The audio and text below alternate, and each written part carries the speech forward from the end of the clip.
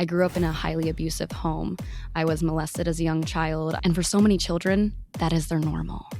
I automatically started to develop these symptoms that we couldn't understand where they came from. It got so bad where I was having stomach aches and headaches all the time. And I was pulled out of school for almost 2 years, and doctors couldn't figure out what was wrong. It got so bad that I could barely walk. I was fatigued all the time. And a lot of people don't realize that mental health conditions and trauma can originate somatically in the body, and you can see it there first. And it wasn't until a very holistic doctor, after going to hundreds of doctors, recommended counseling. And as soon as I started voicing and developed that confidence, the trauma that I was going through, that's when I started to heal. It's The Journey with drug and alcohol attorney Mark G. Astor. Welcome to The Journey with Mark Astor. I'm your host, Mark Astor. I've spent a lot of years sitting across the table from people during some of the most challenging moments of their lives.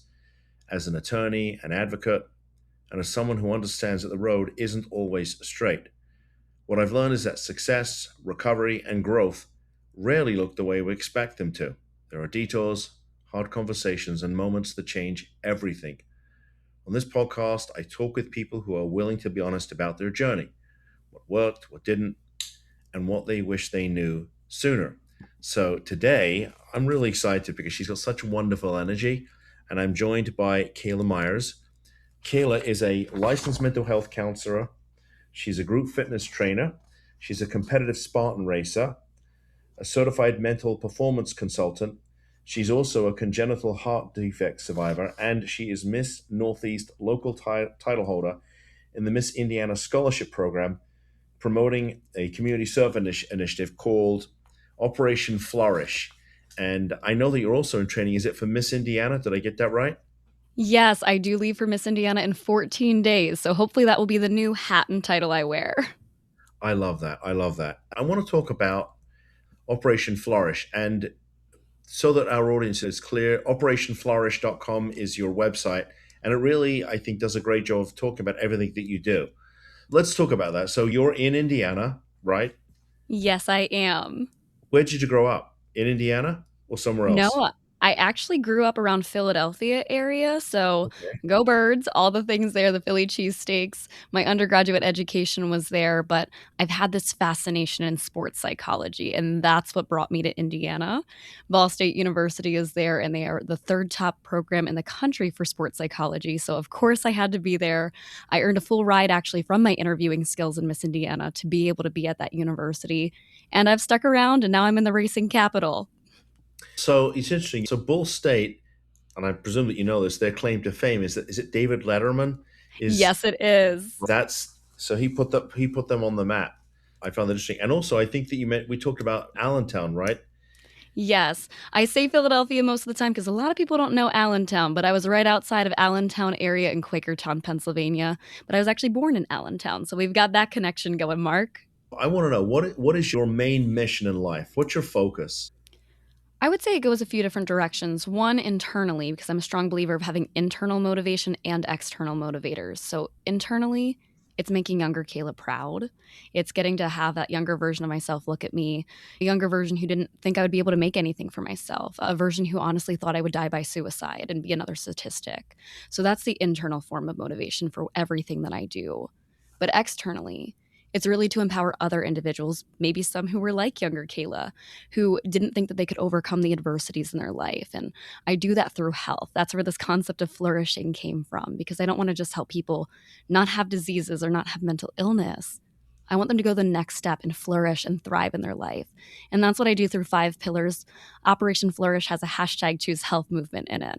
And I have a pillar of joyful movement, of having balanced rather than restrictive nutrition, restorative sleep, and mindful mental health, and avoiding risk behaviors. And that's really my mission in everything that I do. I wear a lot of hats. They all go back to that. Okay. And I read your profile on the operationflourish.com website, and it says you have vivid memories of walking on eggshells in an abusive home while trying to be perfect.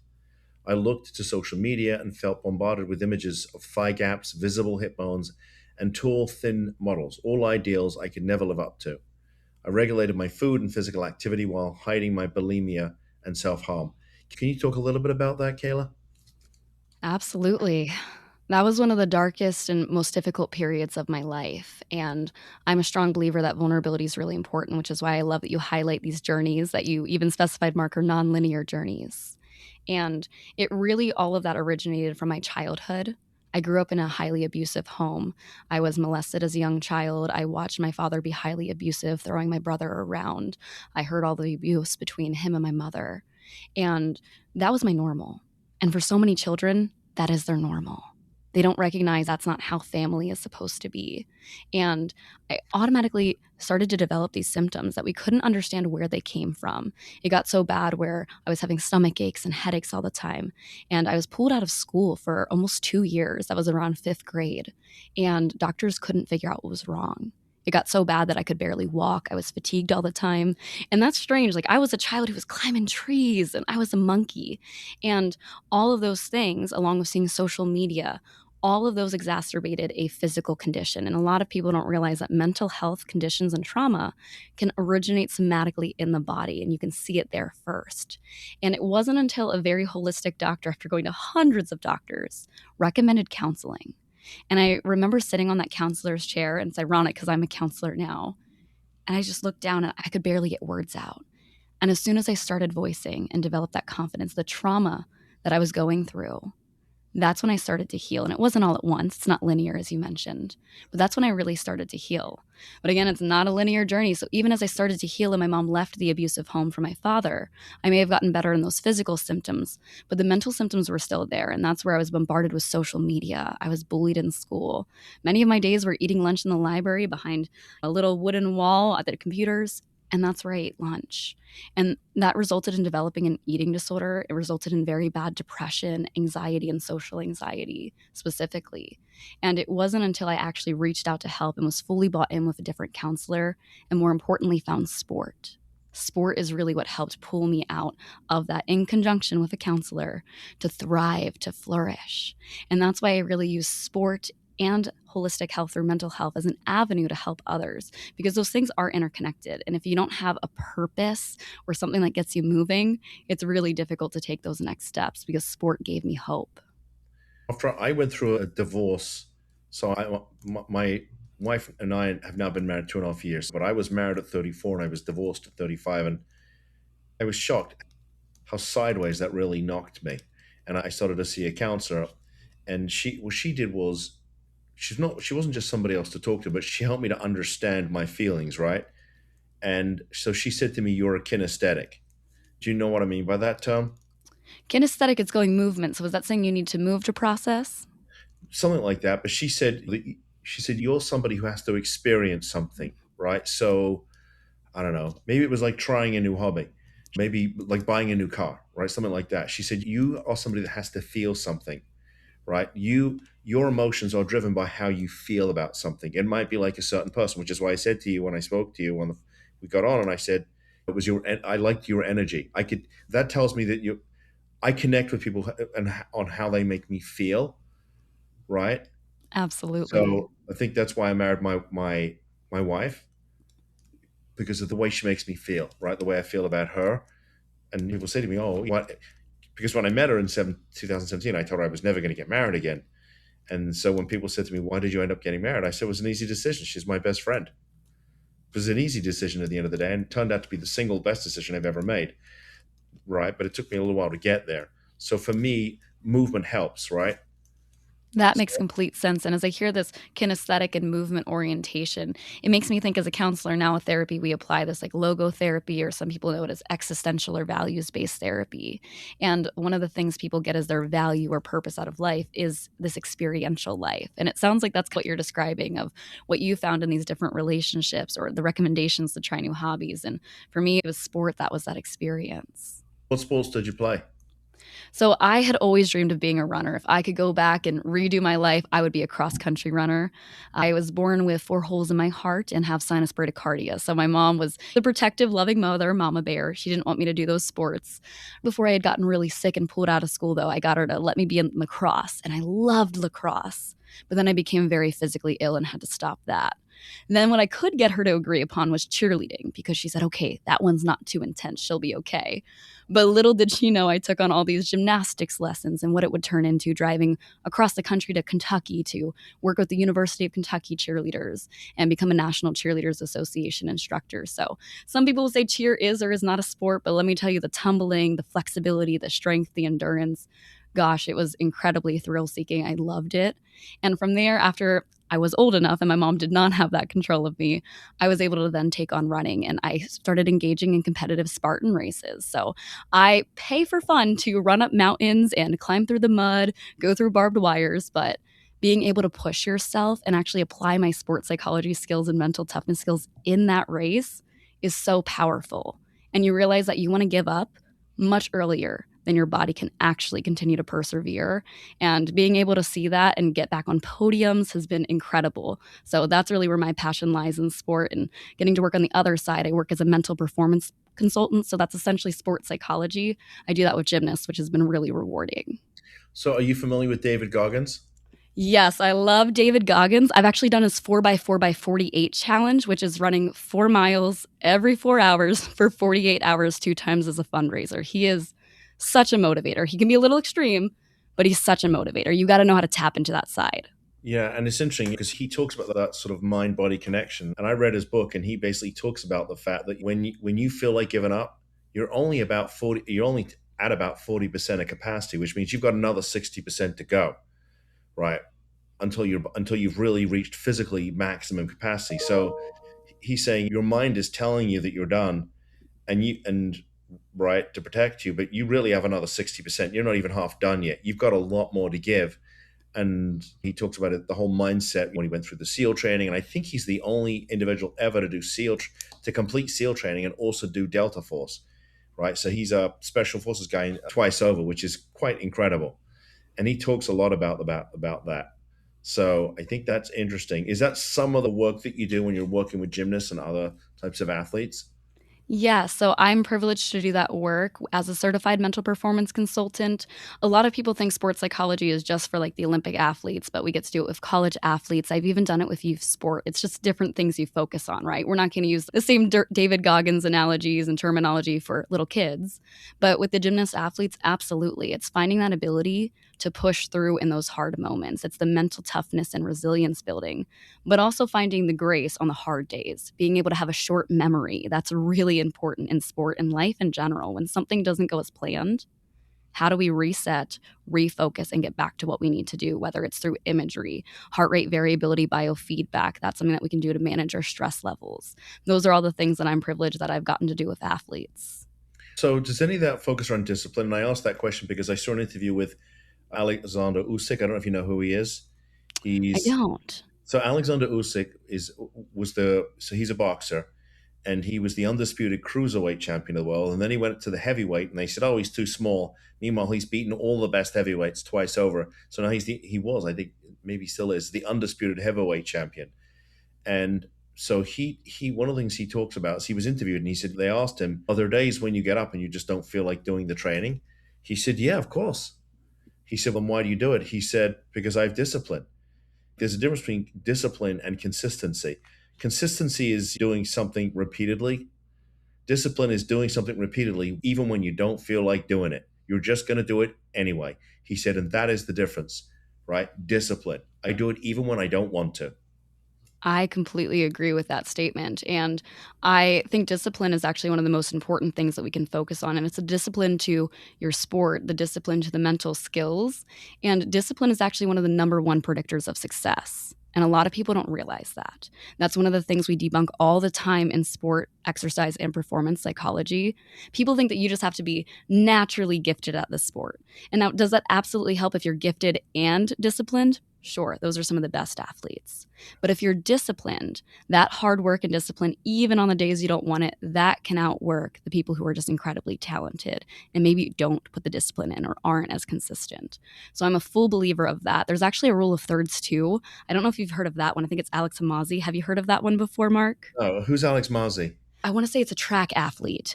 I believe it's track athlete. Maybe I think it's Olympic level. And Okay. they talk about the rule of thirds. I want to give them credit. I believe that's the name. But the rule of thirds is where a third of the time it should really suck. A third of the time, they should be really hard days. A third of the time, it's pretty neutral, and a third of the time, you feel really good. And that's the balance that they find some of the best athletes, some of the best performers do, because you need where it's good. You need the days where you're feeling good and thriving. But if that's all the time, which is what many people want it to be, you're not pushing yourself to the true limits. If we go back to David Goggins, you're not tapping into your potential and actualizing that potential. And that's why we need a third of the days to really suck and be those hard days, because that's where growth comes from. And people don't always acknowledge that. Even when you lift weights, you're not growing in that process of lifting weights. You're putting micro tears into your muscles, and afterwards they grow and recover. So we have to have those bad, hard moments, the muscle tears, to get stronger. Yeah, it's so interesting that you talk about that. At least for me, I've always found that anything that I've ever accomplished has normally been accompanied with really hard work. That whole philosophy that hard work beats talent, especially when talent don't work hard. Yes. And for me, like for instance, our law firm that I built with my wife, we've just celebrated 10 years. But I started the law firm out of the local library here in February of 2016 when I was broke and I had no money. And so my mindset was, I'm just going to outwork everybody. And it's still my mindset. My mindset is, because since we opened up the firm, there's been other firms coming along, copying what we do and competing with us. And I just said to my wife, I can't stop competition. There's lots of people out there who need help, so we can't help more. But I'm always going to outwork the competition. Let them be chasing me, copying me, following me. I'm always going to make sure that I outwork them. I'll put more content out there on social media. I'll do more presentations. I'll do more podcasts. I'll do more TV. I'm just going to outwork them. And as long as I keep doing that, they'll always be trying to follow me and copy me and try to catch me. I also make sure that my staff do a better job, right? We're constantly, the firm, the business constantly evolves. We're constantly training with our staff. I was just in Orlando for 3 days. There was four workshops that we attended. There was five of us that came. I put two of my salespeople into training so they can do a better job. And so I like that philosophy because I know I'm not the smartest guy. I know I'm not the smartest guy in the room, but I know I'm going to be the hardest working. So with the mental health counseling, are you really focused on those athletes, or are you potentially sometimes dealing with people like you who were bullied as a kid, came from an abusive home, things of that nature? I get a pretty wide range of what I work with, and that's one of the gifts of being early in my career. They really want you to generalize and get to explore, get to have the experiences, so you really get to continue to find the niche areas. I did get a little ahead of the game, though, with having that additional degree in sports psychology. I found one niche already. So I get to have a good balance of the work. The sports psychology work, it started with a lot of college-level athletes. I mentioned gymnastics being one. I even got to do esports, which was really different for me, but a lot of fun to learn. Esports? So esports, way different than what you're thinking sports, but E is like the video gaming aspect. So I was like, I know nothing about this. I'm not sure how I feel about esports, but I stepped into it. So they play a lot of different games. Some of them will do things like Call of Duty. That's the one everybody knows, but they have games like Overwatch, all sorts of other competitive games, and e-racing, which that one's really interesting. My partner's actually a ex-race car driver, so it's really interesting that I got to have that experience too, because it translates really well. Like the simulators, the e-racing, that's actually what a lot of racers will do to prepare. So I got to work with that aspect of it, and most of that is the recovering from mistakes work. A lot of it is also team dynamics and how you work with other people, and that's important in sport, esports, and just life in general too. Workplaces, I imagine, the law firm, you're constantly focusing on your team and that collaboration and dynamic there too. I love what you do. All right, let's switch gears. I want to talk about the whole, like, I know we talked about you can do the Miss Indiana competition, and you're the Miss Northeast local title holder. Did I get that right? Yes, you nailed it, Mark. Okay. So talk about, what does that involve? Is it a beauty pageant? Is it a fitness competition? Give us an idea what that looks like. Yeah, so the number one thing I debunk is it's not a beauty pageant. There are a lot of different pageant systems out there. Some focus on modeling and more of that beauty pageant aspect. Miss America at its core is all about scholarship, higher education access for women, and female empowerment, especially through our ability to vocalize ourselves. And I held those same stereotypes that maybe some people are like, oh gosh, pageants, they're probably mean girls and it's a beauty pageant, even if she says it's not. I held those same stereotypes. I mentioned the struggles I went through with my mental health. That's actually why I got into pageantry. Against my own will, I would say my mom encouraged me, but it very much so was she forced me into a pageant. And she had no pageant background. She was a tomboy.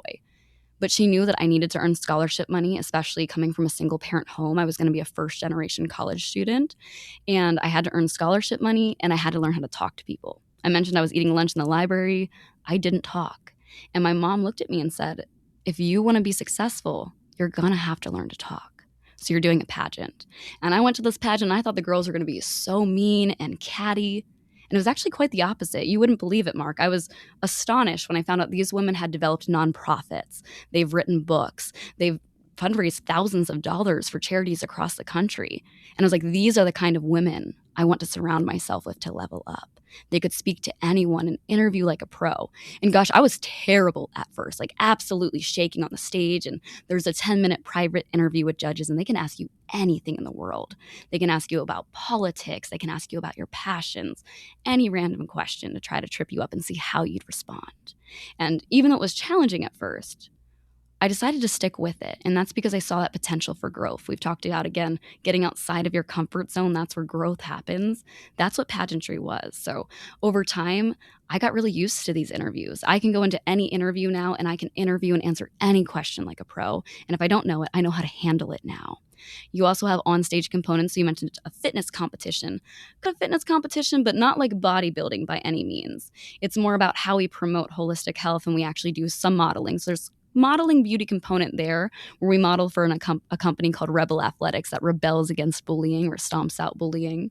There's also an on-stage question, a talent, which is really fun to entertain others, and then you have an evening gown portion. So you could argue there's still some modeling in there, but the goal is empowerment and feeling very strong through it all. Okay, so what does the prep look like for something like that? Because obviously there's an aesthetic component to it. So how do you prep for something like that? There's a lot of well-rounded prep. And I would say for me, prep is, I take an everyday lifestyle approach. So for me, it's not just sitting down and doing a mock interview with a coach or things of that nature, or doing a personal training session with a coach. That's not what prep looks like for me, because at the end of the day, I'm showing up authentically as Kayla to this Miss Indiana competition. So it looks like every day I'm working on my mindset. I'm taking care of my mental health. I'm doing yoga, meditation practices, and I'm focusing on my physical health. But especially being someone who champions a health-related platform, my mission isn't, I'm showing up to this competition like a bodybuilding competition where I've restricted a lot of my food, where I've counted every calorie, where I'm working out 2 to 3 times a day. That's great for bodybuilding competitions. But that's not the message we're trying to show as Miss America. It's our Miss America holistic fit initiative. So that's really what we're leaning into. So for me, it's every week I meal prep my meals for the week. So the majority, 80% or so of my meals are highly healthy. And the other 20%, I get a little room for flexibility. Like we have waitlist Wednesdays at a place called Berrywinkle, and you bet I'm going to go get my froyo. And I'm going to add some hot fudge and some cookie dough to it. But it's having balance, and that's what I promote in our nutrition. It's all about balance, and it's having an abundance mindset of I can eat all the fruits and vegetables and protein I want. And then we still get the sweet treats every once in a while.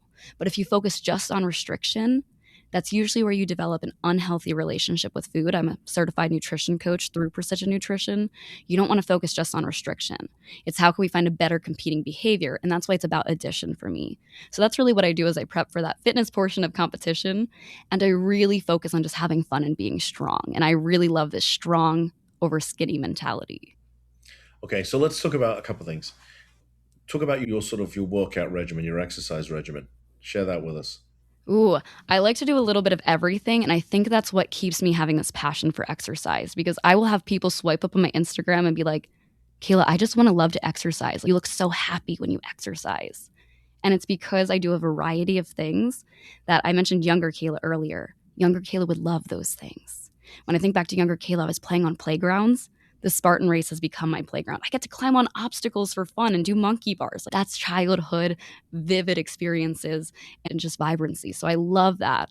I get to rock climb for fun. There's a gym not far from me in Indianapolis where I rock climb. And it's a great workout. You would not believe the grip strength that goes into that. And it's low impact. It's going ahead and swimming. It's doing calisthenics. So I get to do handstands. And one of my goals is to go to state parks across the country and do handstands there. So every day it's something that's a little bit different. Instead of just sitting and playing on my phone, I take my phone calls and I go for a walk or I walk my dogs. It's consistently doing small activities that are fun and enjoyable and different. And I'm also an F45 group fitness trainer, so you'll also catch me at F45. I'm about to be a High Rocks girl now, too, in addition to Spartan races. So Right. a little bit of everything. I'll have to talk to you about High Rocks and F45 in a second, but Yes. talk about what do you typically eat today? How many times a day do you eat? What are you typically eating? So I preface for each individual, the best diet is the one that works for you and that you can sustain. For me, I love a lot of consistency. I have ADHD, and I don't know if people know this about ADHD, but you often have a food fixation. So I go through periods of food fixations.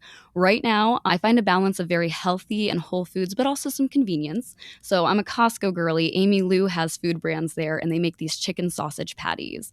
I eat 3 of those every morning because it's a high protein breakfast. I found out I have an egg allergy, so eggs are gone. I used to eat them every day, so that's heartbreaking. But I replaced it with 3 sausage patties every morning. I typically have a yogurt protein shake, so about 30 grams. It's the Chobani ones I love. Those are fantastic because they're low in sugar, but they're sweet. They're fun for me. I love the taste and flavor. Cookies and cream is my fixation right now. And then typically, if I want another morning snack or if I did another workout, I'd get a protein shake in that morning after the workout. Always do a protein shake right after your workout. Your body is like a sponge after a workout, and it's going to want to absorb that protein at a slightly better rate. So always having my chocolate protein shake, it's like a milkshake to me. And then for lunch, typically I switch out a few different meals. I do a deconstructed taco with ground turkey meat. I have black beans in there, a little bit of corn and lettuce in there. That's typically one lunch for me. I'll go ahead and again, the Amy Lou stuff, I got her steak that's already sous vide. I'll make it with some brown rice and some carrots. Little meals like that would typically be my lunch and dinner. I have a strange schedule. I work 10 to 8, so I eat at 2 to 3 and then again at around 8 p.m. And then I really try to wind down and take a walk after eating. And then the last thing I do before bed, if you struggle with sleep, this might help y'all listening. I drink tart cherry juice before bed, and I've that's heard really about that. yes, really great to help with your sleep. I highly recommend getting some tart cherry juice. Buy the big bottles at the store. It's a lot cheaper, but if you want the more expensive one, Cherry Bundy is probably the best on the market. It's interesting you say that. When I shared with you many years ago, I guess it's fair to say I was a competitive CrossFitter. And one of the things they used to say is take tart cherry juice because it's really good for inflammation. And CrossFit beats the living bejesus out of your body, which is probably why I told you I've had 3 tricep tendon repairs in the last 18 months. And I'm sure a lot of that has to do with all that CrossFit, which was a lot of fun at the time, but it really pounded my body. And Absolutely get that. I've done CrossFit before too. So between CrossFit, between F45, between cheerleading and all the tumbling, I've had the inflammation, I've had the ACL and meniscus tear, but it really is great for recovery. It helps with inflammation. It also has natural melatonin in it too. So that's a really good benefit instead of having to take melatonin pills. It has a little bit of natural melatonin, but not enough that it's going to cause some challenges. Some people don't realize this. Melatonin actually isn't even available in some countries because it impacts your hormones. So I really recommend something natural like a tart cherry juice, where you're also going to get some other things like antioxidants, potassium, etc., that will help with recovery, the sleep, and the inflammation all in one. so my typical breakfast is, and I told you I intermittent fast, and we'll talk about that in a second. But my typical breakfast is I have 6 whole eggs, probably 1 or 2 slices of sourdough bread with a little cheese on it to slow down the digestion. I might have a whole wheat bagel, again with a little bit of cheese because I do like my carbs, and I make a shake. I'm a big Transparent Labs guys because I happen to like their products, and I put a couple of scoops away, a little bit of honey, a little bit of either almond butter or peanut butter, a little bit of crushed ice and some whole milk. And occasionally I'll throw in, my wife she's got a green thumb, so she grows these little tiny, very sweet bananas in the garden. That way I get enough protein. I'm wondering, could I have the tart cherry juice then, or should I have it at night? Because once I'm done with eating, I try not to eat again until the following morning. So if you're intermittent fasting, it won't like put you to sleep like you're taking a full dosage of melatonin. You could absolutely have it in the morning. It shouldn't have a negative impact on you.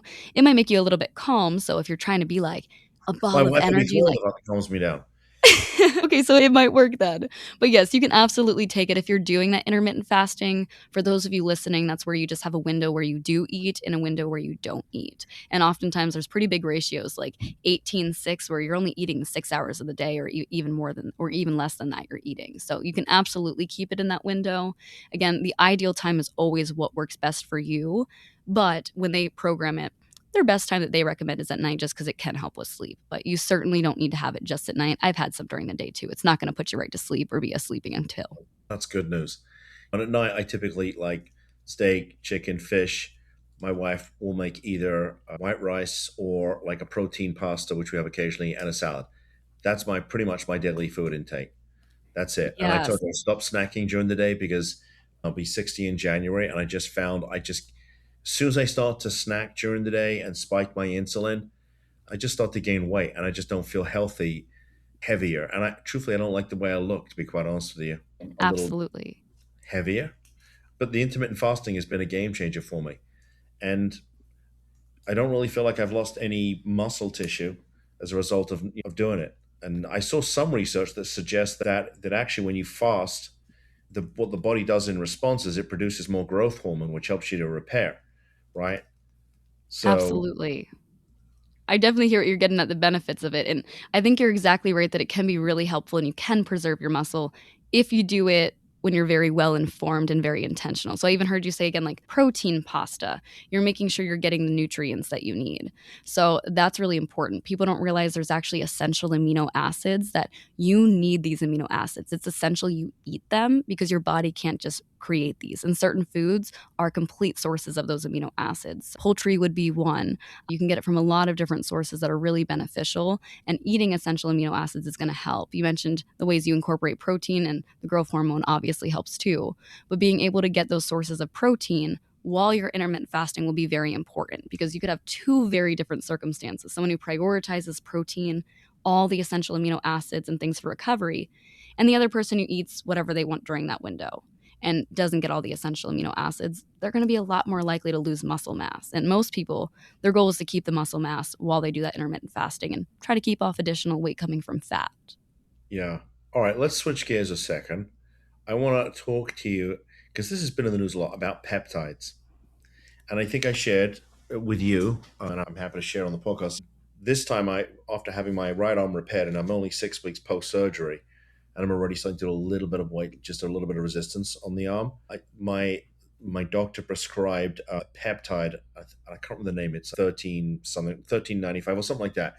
And what the peptide does is it's not growth hormone. What it does is it encourages the body to produce more growth hormone. So I'm not injecting growth hormone, but I'm using this peptide that gets the body to start to produce more growth hormone so that the arm can start to repair, because at almost 60 I don't have that growth hormone I just can't repair, I just can't heal as quickly.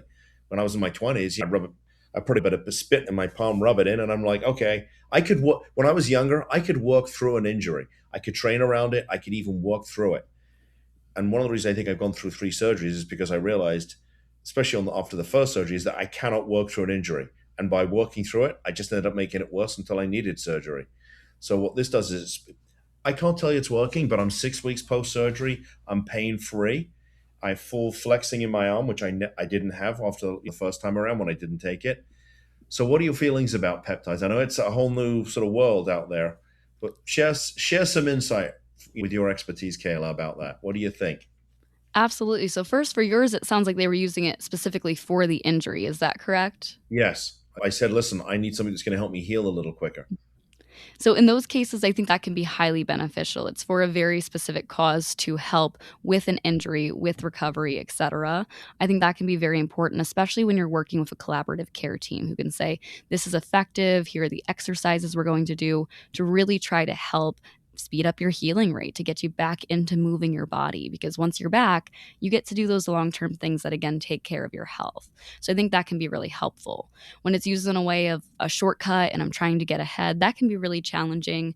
And I know I'm not the expert on all of this. You mentioned a 13, not sure about that one, but I'm thinking even when we're talking about like a GLP-1 and those receptor agonists, that's very popular right now. Those are the things that I typically say we don't have enough research on. I'm a research junkie. We don't have all the research yet on what that's going to look like long term.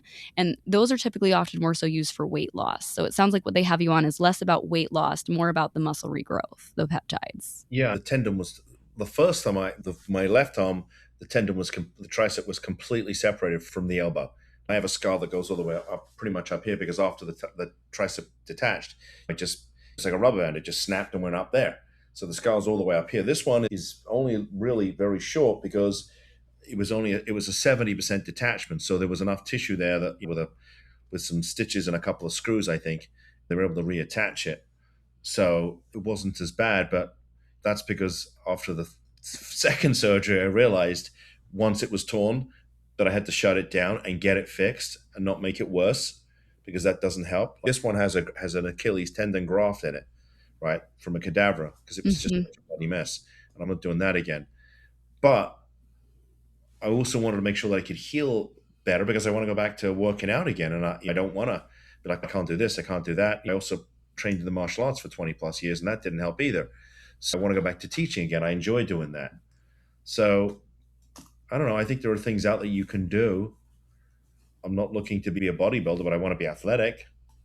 Absolutely. And I recognize that too. And it sounds like those are more of like the growth hormone type of peptides that are really helpful, or even collagen peptides are another one that come up. And those can help increase muscle mass. They can help improve the strength of tendons. And those things can be helpful if, again, it's done through, can we talk to a doctor? Can we talk through an actual professional? The challenge with those is if we're not going through professionals, there's often a lack of regulation too. So depending on where you're getting them from, that can be more of the dangers that can come up there. So that's really one of the biggest factors. And I also always caution any athletes, if you're competing, NCAA, other embodying organizations are really strict on the things that you're using. So that's the other caveat with that. But again, with the right professionals, I think those things can be very helpful in building up your strength and building up the resilience of your tendons and trying to prevent future injuries and making sure you recover very well.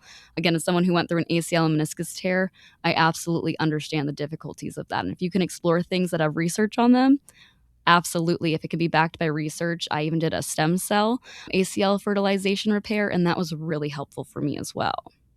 Yeah.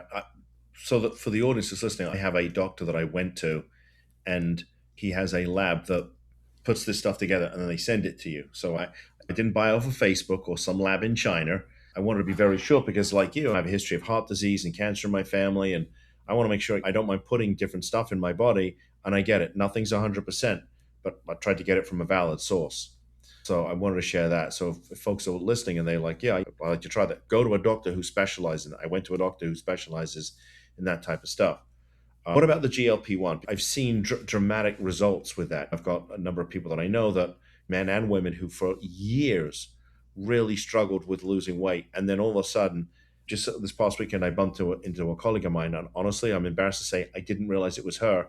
And my wife's like, it's Nicole. I'm like, it is? She's like, and I'm like, oh my God, I didn't recognize it. She literally looks like she lost 100 pounds and she looks amazing. So I know it can have dramatic results. So what are your thoughts on that, Kayla? I think they can have dramatic results for the correct populations, and that's where I stand on it. As a counselor, I usually avoid all or none, or this is best for everyone.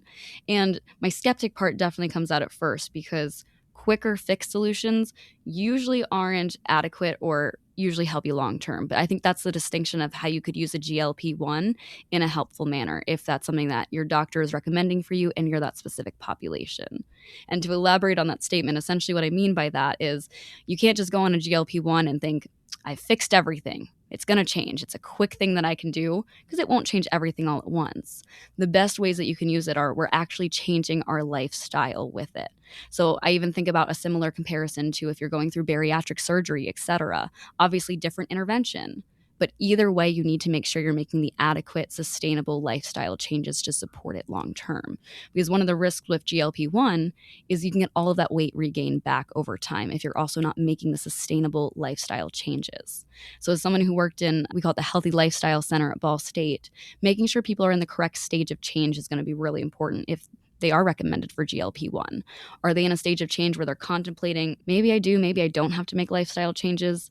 Probably not the best place to start. But if we can get them to an action stage of change where, okay, while I start taking the GLP-1, I'm going to make sure I'm focusing on my sleep. I'm getting a little bit of movement in each day. I'm making sure that maybe 80% of my foods are these really healthy foods that I'm trying to prioritize, getting the abundance of vegetables, fruits, proteins, things I really like, whole grains. I think it can be highly successful. And it's clinically proven to help with weight loss, up to about 10 to 20%, I believe is what they say. And that can be really beneficial and life-changing for someone who's tried a lot of different things and it hasn't worked. I think the challenge is when we have everyone wanting to hop on the bandwagon and say, they all used it, so I want to use it too. Like myself, I probably wouldn't be a good contender for GLP-1 right now. I don't need to lose a lot of weight. And unfortunately, we've seen people who are in a very healthy body composition range dive right into wanting to do GLP-1s as opposed to exercising to gain muscle, exercising to lose the tiny bit of weight they need to lose.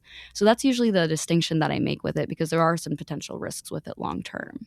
Yeah, and obviously the other thing is obviously not to use it as an excuse to eat junk food because you're like, I'm on GLP-1 now, my insulin level is flatlined, so it doesn't matter what I eat, right? Because that I would think could cause other issues. Absolutely. And that's unfortunately what I've seen happen with some people using GLP-1, some people I mentioned even bariatric surgery. When we have this quick fix, people think it's just that it's a quick fix and it's fixed the whole situation. Now we can do whatever we want with our health. And that's not how health works. Health is an investment we make every single day with discipline or consistency. And you can still have fun with it. I have fun with mine. But it's making sure that we make those simultaneous lifestyle changes because any intervention out there, nothing's going to be a magic pill or a magic solution. There's always going to be a little bit of work, consistency in it, but that's the love you have for your body, the love you have for yourself to also put in that work with it. So I want to know, with the little time we have left, what's the future look like for you? What are your plans? What are your goals? Can you share some of that with us, Kayla? Absolutely. I really hope that the future is becoming Miss Indiana this year. That would be a dream. I've been competing 10 years in that organization and I am nearly debt free because of it, which is fantastic. Hopefully, that will be in the next step. And that means going to Miss America in September. And it would be a lot of scholarship money. They also sponsor or have relationships with full rides at different universities. So potentially even going back and getting another degree. I thought about clinical psychology, but I'm actually really leaning towards physical therapy. And again, it goes back to what you mentioned about a nonlinear route. If I had my ACL tear earlier, I think that's the direction I would have went. But I'd love to counsel for some years and get into physical therapy to again help people move. Exactly what you're talking about with your shoulder injury, to get people back to doing the things they love without pain. And I think that's something that will absolutely be down the line. I am also in the process of publishing a children's book about mental health too. It's about a little peacock called Sherman. Sherman struts his stuff and he loses all of his color and his feathers after he constantly people pleases and does what everyone else wants him to until he gets the therapy and starts taking care of himself. So that one's coming up in the very near future. Some other things are just getting to lean into travel, excitement, hopefully starting a nonprofit called Operation Flourish to then be in a stage of life where I'm giving back at an even greater extent, where I can give scholarship money to people to help them access higher education or health services would really be the goal with that. That's it. Yeah, that's it. That's it. I love what you do. I love your energy. So if folks want to find out more about what you do, what's the best way for them to contact you? Yeah, so you can contact me a few different ways. I'm pretty active over email, so the number one and then Kayla, Kayla, Myers, Myers at gmail.com if you want to directly get in contact for a conversation. Or you can find me on socials. My Instagram is choose, CHOOSE, health, MAO, as in Miss America Opportunity. You can find me on Instagram and TikTok with that handle, and that's connected to all of my other Instagrams because there's probably too many to list with my title holders and personals. And you can also find the Operation Flourish podcast on all major streaming platforms too. Okay. And I'm presuming if they just Google Kayla Myers, they'll find you online. Yep, you'll find me online. You'll find me on Facebook with that too. But Choose Health, you can also find me on Facebook too with that one. I love that. Kayla, thank you for coming on the show. It was so nice to meet you. So nice to meet you. And for the folks that are watching, if you want to know more about what we do, mentalhealthaddictionlawfirm.com. That's mentalhealthaddictionlawfirm.com. Also, we just launched a brand new book. I wrote a book too, all about the Marchman Act, which is a unique statute here in Florida for people with a primary substance use disorder. If they go to marchmanactbook.com, that's marchmanactbook.com, you can download it for free. All you got to do is click on the link. You give your name, your email address, and we will send you the book. And what's really cool about it, Kayla, is that at the end of each chapter is a video, and it's me in a shirt and tie talking about what you just read. And we spent a lot of time and energy and resources doing this because, like you, I think it's important to give back. So the way we give back is I put out a lot of information. I've got over 1,000 videos now on YouTube, and I shoot them every single day on my laptop, and I give all this information away that's taken me 32 years to gather, and I do it for free because I think that Wow. people should not have to pay to get the correct information. Because on Google, on ChatGPT, and I'm afraid to say some of my colleagues in the legal profession are giving out the wrong advice. And that's misleading people. I just spoke to a family just the other day, and they went and met with another lawyer who told them all kinds of stuff that was absolutely, it was shocking. That's the information that was given, but what it did was it caused the family to delay taking action, right? Or I've had families that worked with a lawyer who told them to do something that was incorrect. So I like to give information out based on my experience and my wife's experience and our team's experience. And I don't think people should have to pay for that, right? If you want to hire me to do legal work, yeah, that's how I put food on the table and how I take care of my staff, right? Because they have to put food on the table too. But otherwise, we're giving a lot of information away for free. So go and download the book. It took me a long time to put that thing together. And with that said, thank you to Kayla for joining us, and I'll see you in our next episode. Take care. Bye-bye.